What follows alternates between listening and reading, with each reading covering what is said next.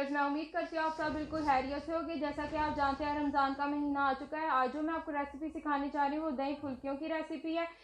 इसके अलावा जो दही बल्ले हैं और इमली की चटनी यहाँ पे मेरे सामने रखी है, इसका भी लिंक जो सा मेरी डिस्क्रिप्शन बॉक्स में आपको मिल जाएगा।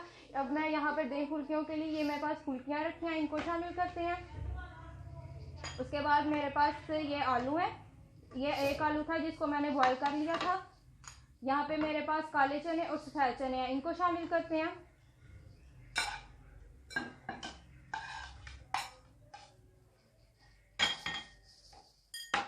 और साथ में ये मेरे पास प्याज है, ये 2 अदद प्याज था, इसको शामिल कर लेते हैं। आधा कप ही काले चने थे और आधा कप ही सफ़ेद चने थे। इसके अलावा टमाटर को शामिल कर लेते हैं। मेरे पास एक बड़ा टमाटर था रेड कलर का, इसको शामिल कर लेते हैं।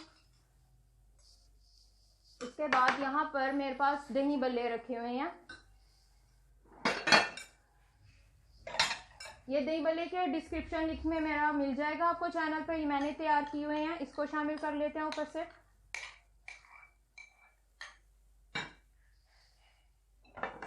उसके बाद ये चाट मसाला और नमक है, 1 टीस्पून है, दोनों चीज़ें इसको शामिल कर लेते हैं और इसको मिक्स करते हैं। फिर ऊपर से ये मैं पापड़ी जो सी गार्निश के टाइम डालूंगी, आपको दिखाती हूँ।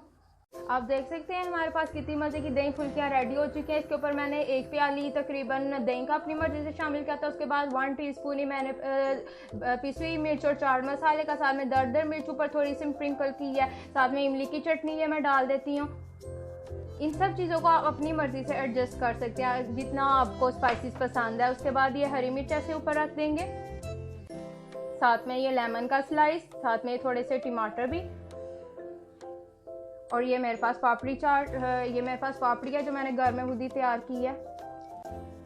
इसी तरह की मज़े की और नई रेसिपीज़ के लिए मेरे चैनल को सब्सक्राइब कर दें। मेरी रेसिपी को लाइक कीजिएगा, इसको लाजमी ट्राई कीजिएगा। खुदा हाफिज़।